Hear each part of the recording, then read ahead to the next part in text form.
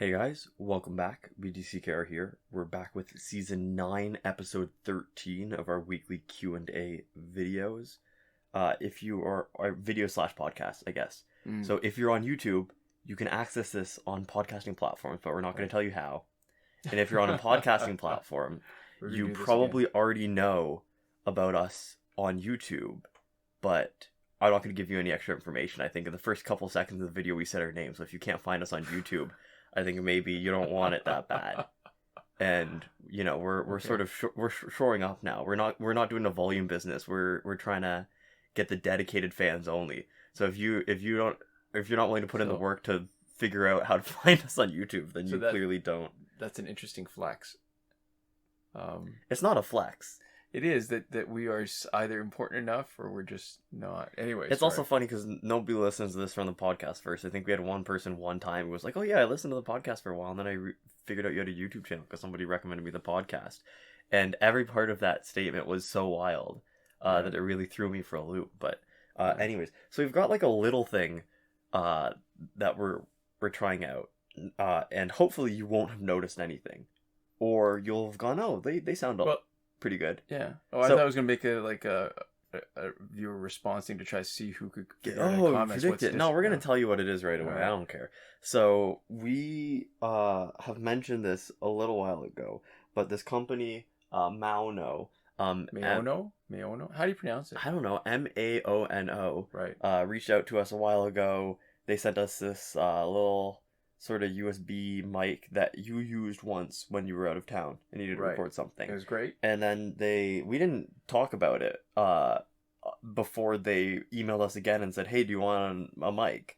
Again, seemingly having not realized that they sent us that initial email. I'm sure they just get some sort of list of dinky nobody YouTubers who they figure will talk about their stuff in exchange for free product, which is a pretty low cost barrier for them, I'd imagine. Right. And I guess we are the type of dinky YouTuber to get that email and then also respond to it. So we are currently recording on the AUPM 422. So here's the thing: we're not endorsing this mic, right? I am. Are you? Okay. I think so. We'll have a better idea after we've actually got some feedback on this particular video. Yeah, that's true. But so here's what we're doing. They sent us a free mic. We're pretty thankful for that, for what we are and where we're at. A free mic is cool, and it feels pretty nice. I have been excited to have it. It's got a boom arm, and I've set it up in the desk in my room right now. Mm-hmm. And we've moved it in here to record on this. It came with in our studio a pop filter. It came with a foam cover for wind, which we're using that right now. It feels cool, and I'm sure a lot of the reason why it feels cool is just because it is that boom, mic. It's just something different. Associated with it. It makes me feel a little bit more professional. Right. And so I've been happy with it, but we've paid zero money for it, and we also didn't really research this. Right. So I'm not saying to anybody out there that this is the mic that you have to get if you're getting a mic.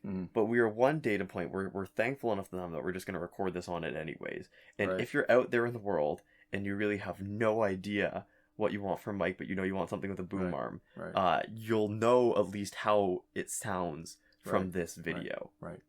So the interesting thing is, and maybe this is where it fits into our Q&A, and not so much about the mic itself, but about the economies of what we're doing. Yeah. So I don't know that it's a big secret. We're getting about $20 a month in ad revenue. Yeah. This mic retails for close to 100. Mm-hmm. So a little over 100 Canadian. So what we're looking at is more than 5 months worth of ad revenue of what we make from this channel as the value of the mic. So it's a pretty easy proposition where even so there's the value in what it brings and whether we're willing to mention something, and absolutely we are. I'm even happy to say that this episode would be sponsored by Maono, but the kicker is though, except that's not even true. They just sent us this mic. I don't even know if we're they had no expectation of it, right? Yeah. But the economies of it makes it particularly interesting and worthwhile.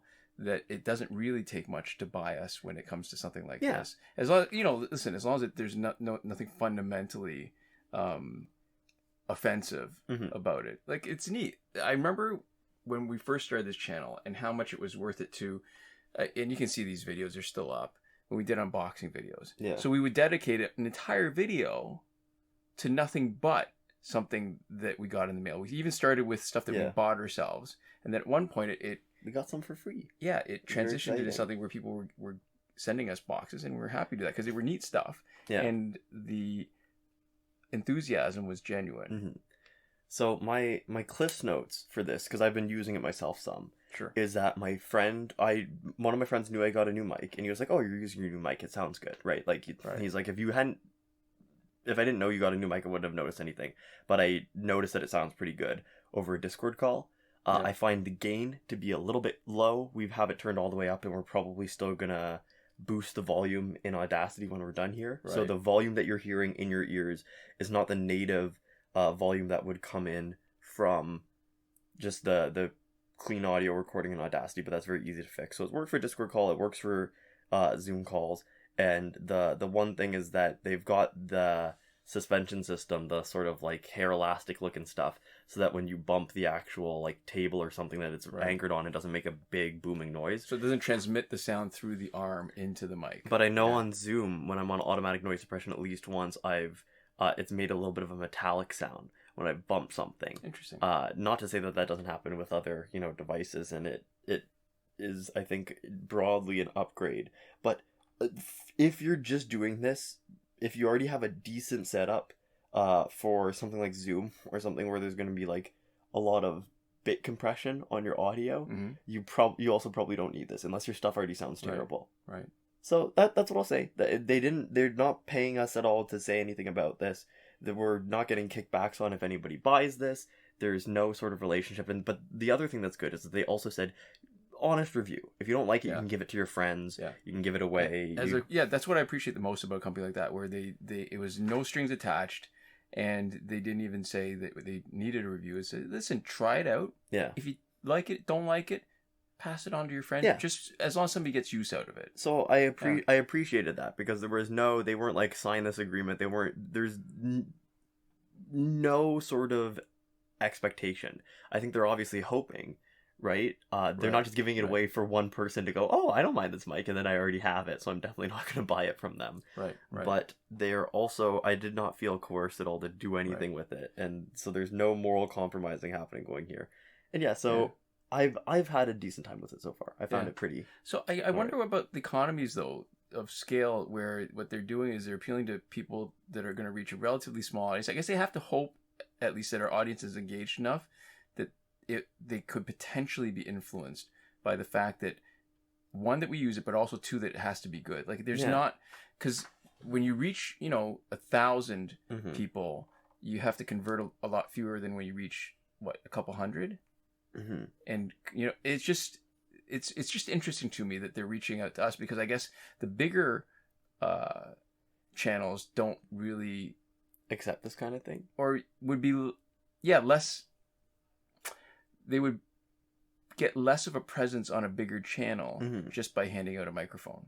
So it's interesting. It's interesting whatever their decision-making process was to decide. So this is the navel-gazy, but to get to something that's interesting, I think this didn't feel like that, but what it felt close to, and sort of a version of, is the way that some Amazon things, and I like the way they've done this. I hate the way Amazon products will do this, but it'll be things that have like 1,000 reviews, and they'll be, whatever, maybe like a pair of like Bluetooth earbuds, something like that. The kind of thing where there's like 1 million brands, there's a lot of competition in the space, and there's not necessarily a lot of people who have a good sense of what quality is. And I guess in that sense, we don't really have a good sense of what a good mic is. We know what sounds good to us, what doesn't sound good to us, but there's no sort of, on the technical side of it, we have no real way of evaluating what's good and what's not good.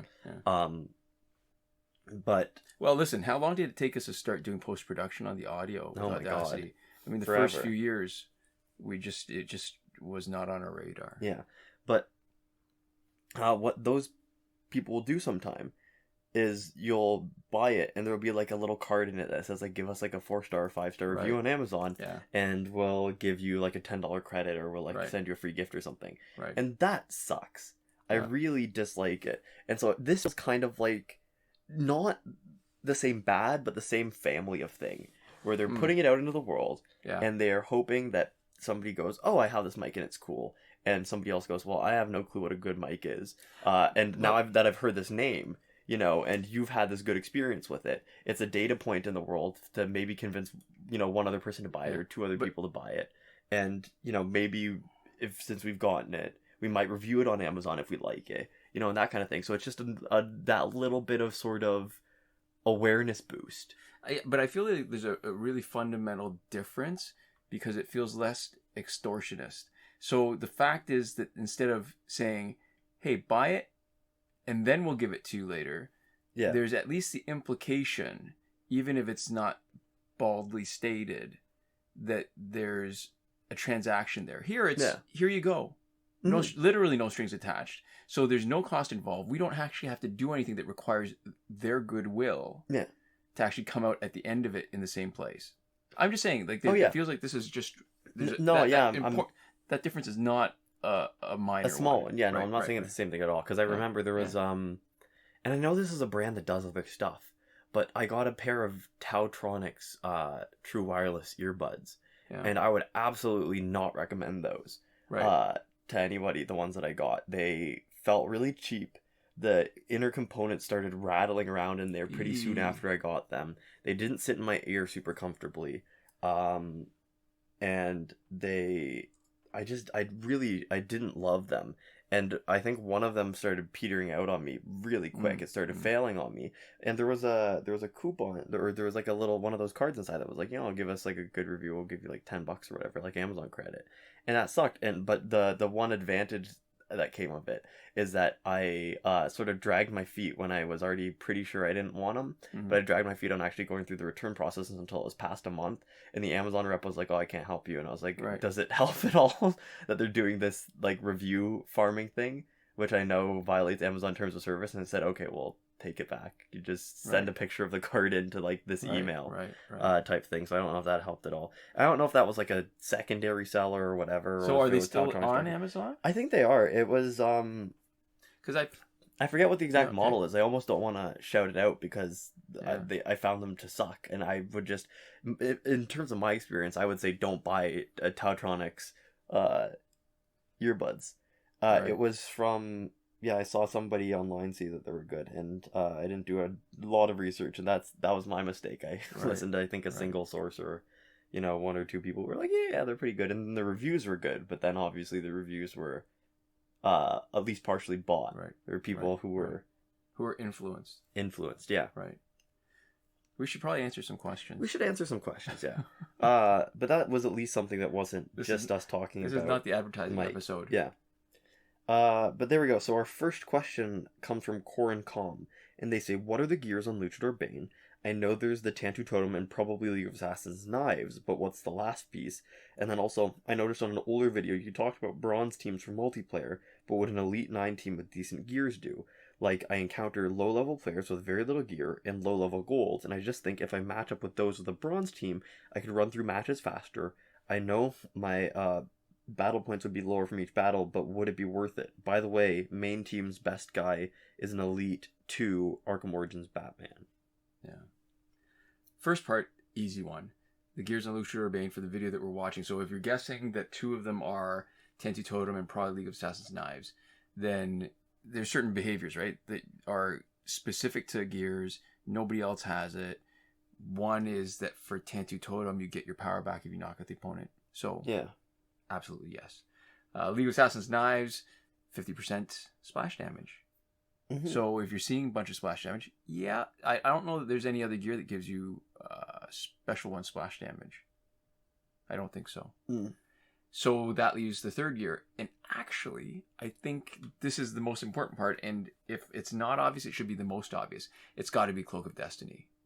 Because without it, Luchador Bane really is just sort of ordinary. So his tag in, when you tag in, a little bit of boosted damage, for sure. Yeah. Not nearly enough, because a decent special one, the amount of splashes, 50% of only a decent special one is not very much. Yeah. The advantage of Cloak is it also has stun chance on tag in to supplement Luchador Bane's stun chance on tag in. Mm-hmm. You've also got a plus 50% crit damage kicker. So what that means is, so it doesn't have to be Cloak. It could actually be Necron Scythe, but Necron Scythe is a slightly weaker alternative because despite also having this stun boosted damage, it does not have the plus 50% crit damage. Yeah. And so it's got other features. So when your health is low, you can do more damage. You have other effects. But the classic Luchador Bane loadout is the Cloak of Destiny. Mm-hmm. And the reason why that matters, I guess it matters a little bit and it doesn't. See, if you have Tantu Totem versus if you don't, what's interesting is because you've got Tantu Totem and Master's Death Cart, which are both sort of tag in one bar, and you've got Cloak of Destiny and Necron Scythe, which are both stun boosted damage, you can a Batgirl Prime team plus Luchador Bane is now a viable alternative where you can tag them back and forth in and out, give Hawkgirl to speed up or basically reduce the cooldown for swapping out again. And you've got a really fun kind of tag in, tag out, tag in, tag out, boom, boom, boom. And each of them can be a nuke. Both Batgirl and Luchador Bane can be a nuke. Mm-hmm. Still hard because I think if a little bit goes wrong, you're... the best example of this is if you've got a entry hazard team where you get punished by, say, Arkham Knight Harley Quinn for tagging out, then you really see when it's weak because then you don't have a good alternative for taking care of the other team. Yeah. But it's still a lot of fun. Mm-hmm. Yeah, that does tend to, for a lot of good characters, that's really where the rubber hits the road. Is not sort of their general play. It's when there's like a specific matchup that they don't do so well against. Right. Or a specific situation in which they're pretty lackluster. Yeah. And it's awful because I think the key is not just winning one fight. I mean, if you're playing seriously and you're grinding for position in multiplayer season, you're doing big ladders. You're doing 5 or 7 ladder. Yeah. And if you lose the bonus, so even if there's only one fight where you run a situation that's difficult, if you lose that bonus, what you've done is you've really killed a lot of your grinding efficiency. Yeah. It's really what your win percentage and your speed. It's kind of like, how I think about Wordle. You've been playing Wordle. I have. I was going to... So what I wanted to do... So every once in a while... I mean, we've seen this with Injustice a bit early on, where the advantage was being sort of first in the space. Yeah. And I think that ship has sailed a while ago. For Wordle or for Wordle. Injustice? For Wordle. Yeah. Well, yeah, for both. We're like last in the space. Everyone's been talking about this for forever. Yeah, but Wordle, at least, when I was first playing it, I think there was still probably a potential audience, because what I was seeing was a lot of articles that I thought they sort of had an idea of how to play Wordle, and they sort of didn't. And I guess for people who don't know, my background is I played Boggle sort of semi-competitively. So Boggle's that game where you have a grid of 4x4, the classic Boggle of letters. You try to create words out of those letters that connect one letter to the other where you don't use the same one twice. Anyways, so what it relies on and what it encourages is that kind of pattern recognition and sort of creating words similar to Scrabble skill, but more with less strategy and more just knowing what patterns work. Yeah. And, once you've thought about if it's a word, once you start thinking, is that a word? Then you've basically lost. Mm-hmm. So the thing about Wordle is, it wasn't so much the regular Wordle game, is that they had these speed versions. Yeah, because what I'll say is that your skill set is prioritizes speed pretty heavily. And when we actually compare our Wordle scores, I think I pretty consistently am at or below your number of guesses. Right. When we're playing the non-speed where you're just going, like, it depends on what you prioritize. If you prioritize never losing, if you prioritize finishing quickly, or you prioritize the fewest number of words. So it's interesting. And it also depends on what mode you're playing, because hard mode requires you to use all of your information every time. Right. And that means that you can't actually prioritize never losing the same way, because you always need to just use that. So you just have to use your guesses as they've been dealt to you. Right. So when I first started playing Wordle, I didn't know there was a hard mode, but I just instinctively started playing hard mode where I think, okay, I just want to keep on using the same letters. It seemed to be more challenging and it was more interesting at one point. Yeah. And then when you play speed Wordle, and it's not really competitive, it's sort of like Injustice, where you're playing against a pattern that's already been established for that particular word. Yeah. Because I don't know that there's enough people playing to that quickly. It might even be an auto-generated. It might be AI. Yeah, I wouldn't be surprised. But then you quickly realize that your strategy of thinking, okay, so this word, I've got these letters, what's my next best choice? Again, all that thinking and you're sunk. So what I did was I figured out, ended up picking 4 words. So these are 5-letter words. I guess for people who don't know what Wordle is, you know what, too much to explain. If you don't know what Wordle is, you should look it up, but everybody knows what Wordle is. Not everybody, but a lot of people. I don't want to be dismissive if you don't know what Wordle is. We're not trying to attack you. But you should look it up, and if you like word games, or even if you don't like word games, you might find it fun. A lot of people have found it a lot of fun, and I think as long as you are at least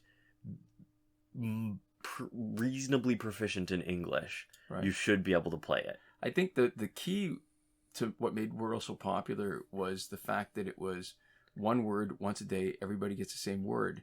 And it's easy to share. And it's easy to share visually without spoiling it, so it makes it a much more social game than other kinds of things like this. Yeah. So I guess the point of that, though, is that when you play Speed Wordle, there's a whole different set of priorities. So I've got 4 words.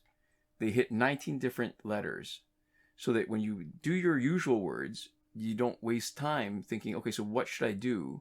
What words are possible? What should I do as my next word to try to eliminate other possibilities given what I know now?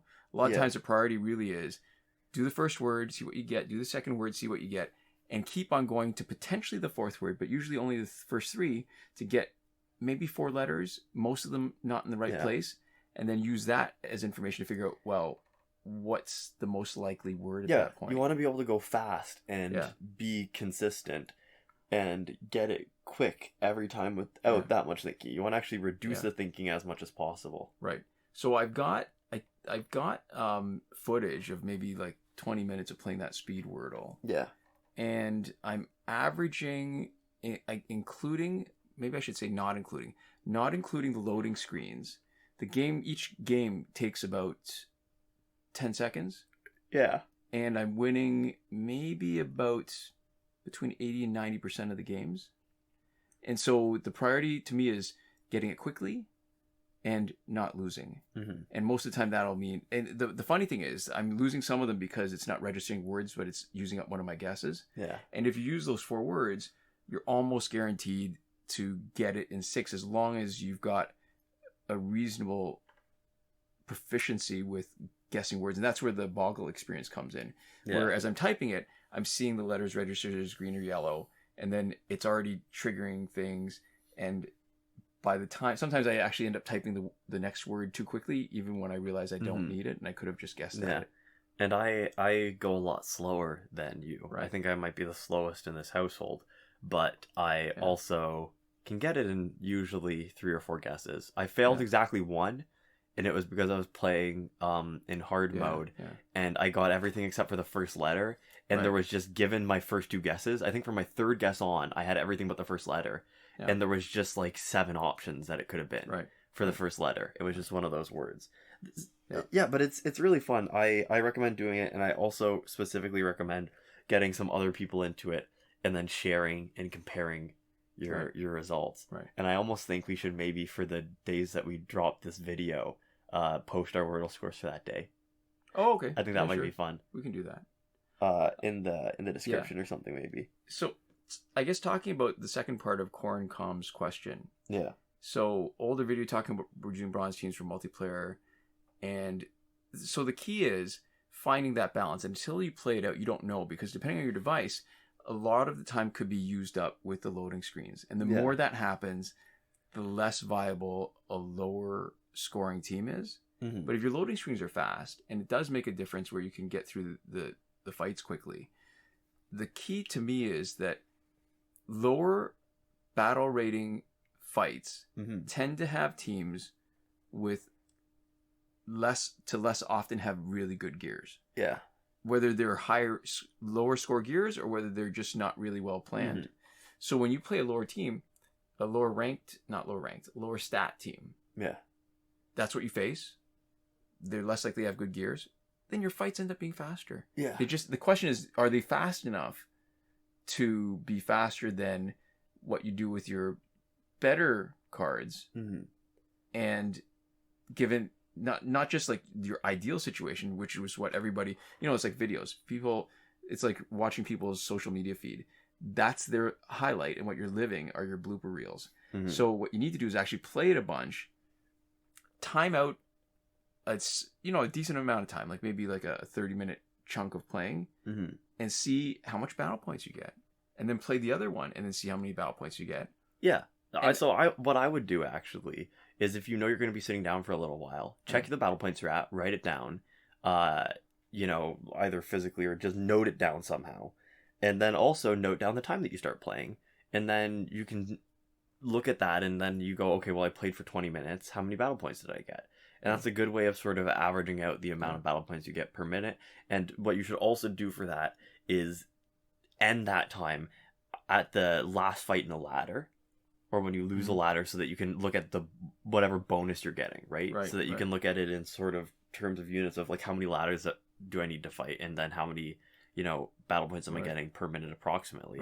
And yeah, the problem is that we've never done that math for ourselves, because we're doing fast fights with golds getting at or very close to max, and we also don't know what that math looks like for you. So I wish we could be more helpful than that, but that's the best way for you to figure that out, is you literally just have to test it out yourself a little bit. Yeah. Unfortunately. Yeah, the difficulty is that when you're using bronzes, you can crank them up, like you said, what, Elite 9 team? I mean, you could go to Elite 10, but you crank it up. The problem is their passives don't scale up the same way as golds will. So there's some golds with amazing passives, which make fights a lot easier. Like, in my mind, New 52 Wonder Woman, the Flashpoint team. So you lose that, but so as you push the stats a little bit higher, you get closer and closer to the fights aren't nearly as quick. Even when there's even when you're playing it to have the gear mismatch where you get the benefit of the better gear. Yeah. Although I'll tell you what, Arkham Origins Batman, before the sort of later in the game power creep, was an amazing starting card for multiplayer, because the 2 bars of power meant that he was one of the few guys who could take advantage of a special early and the extra damage from that. And I think there's a chance that if you play him at Elite 2, you might end up avoiding some of the newer, better golds. I'd be interested in playing that, especially if you could get an Elite 10 bronze teammate, jack up his stats a little bit with some augmentations, jack up his crit chance and crit boost. If the game would let me downgrade some of our players, I'd be willing to try that a little bit just to see. Yeah. So there we go. So our next and probably final question for this week comes from Sharkbite / Acturus. Acturus. There's no R though, so it's probably not Arcturus. Acturus. Something. Sharkbite. I'll call you Sharkbite. And they say, what do you guys think about the Rebirth team and characters? This would have been a good time to research before we answer this question. Although, I mean, we sort of talked about this a little bit more recently, because here's the thing. We're still working on our list of questions. This is from quite a few weeks back. Yeah.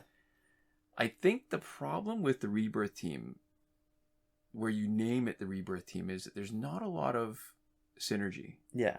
They're not as good together as you would hope when there's any synergy, really. Because there are some universes that don't have synergy, but I think the norm now is for them to have synergy. The high level ones, because this is the interesting thing, right? The Rebirth characters are good individually. You drop them in a team, they're great. The only person that gains any advantage from being on a Rebirth team is Wally West. Jessica Cruz, you lose part of her passive for not having her on a Green Lantern team. Rebirth Raven does nothing.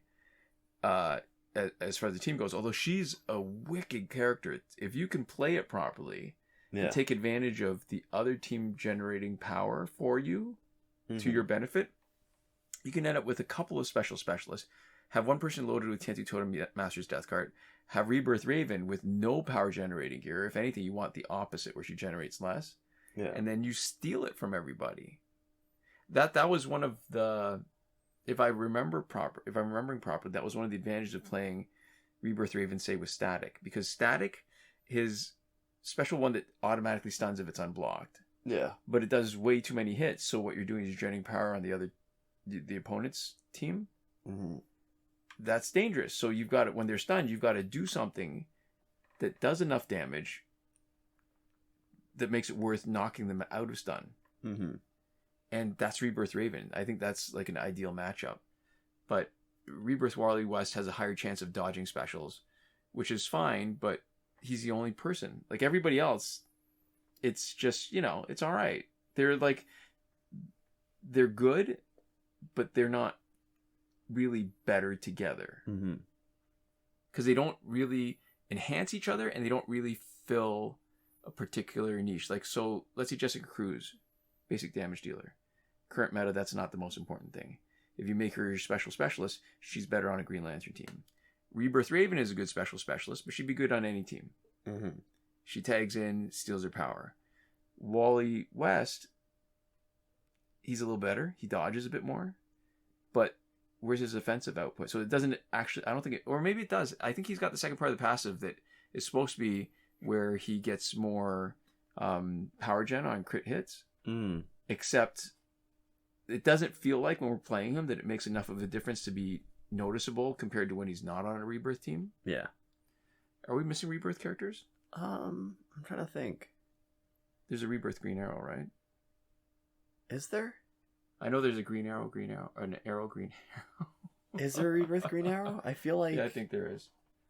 I mean, this is the problem. When we first started there's playing... so many... The part of the problem is there's a million characters, too. Well, I loved playing Regime Green Arrow when we first started because he was one of the first silver characters we got. Yeah.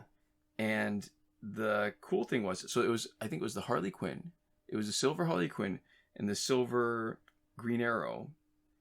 And, I mean, early on... So this was... We're talking before there was multiplayer... Before there were any augmentations, before there was gear, and it really was just grinding offline. There was really no social aspect of the game, and so with the challenges were everything. Like, that was the only thing that gave you any kind of break from the monotony. Yeah, and so it didn't. And there were fewer gold characters, too. Mm-hmm. So it didn't feel so bad grinding. So they ended up being my favorite characters at the time that I had because I kept on playing with them so much. Mm-hmm. Yeah, so there's Rebirth Green Arrow. And let me just take a look. So he's got Trick Arrows. Again, no synergy with the rest of the Rebirth team. So they're interesting characters, but they more are just Rebirth instead of as a team designation, more as a, oh yeah, these are some strong gold kind of designation. Mm-hmm. So what does that answer the question? How do you feel about them? Yeah, how do you think about them? I think that is what we think about them. I think that's it. Yeah. Not bad. They're good individual characters. You slot them where we need to. There's not enough of an advantage with the Rebirth team to make it worth giving up being able to make up other teams just to make Wally West a little better. A little bit defensively better. What I'll say, actually, for what we think about them, I think that means that we don't think very much of the Rebirth team. But in terms of the characters individually, there's something to be said for people who are flexible like that. Yeah. I think that's points in their favor if you can just slot them into a team and make them good, as opposed to, for example, Red Sun characters who have to sort of be on the same team. Okay, so you know what just occurs to me? What? It is very much like the gear sets. It is very much like the fourth row gear set, the League of Assassins. Like, you could, because they're the same name and because they have a gear set effect of 2 or 3 together. Yeah. But a lot of times those extra effects aren't worth it. I don't think I've ever played consistently League of Assassins gear set for their benefit, for their effect. True. It's really just the knives. That's true. Yeah, no, so that's a good point. Because normally you'd actually don't want the just one gear set because there's a better combination of 3 specific gear. Right. Yeah, no, that's a very good point. Okay. Awesome. So Rebirth team is as good as the gear sets. Yeah. The team is not that great by itself, but they get points for being flexible. Right. And as individuals, we like, I think, pretty much all of them. Right. Yeah. So there we go. And that brings us to the end of the episode. So we'd like to give a shout out to some folks. First off, a shout out to Eliza, who the F is Maono Caton. I told her about the mic and she was a little jealous.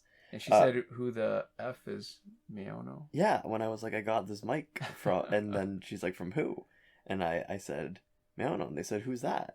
You know. And anyways, I guess this shout out is brought to you by Maono.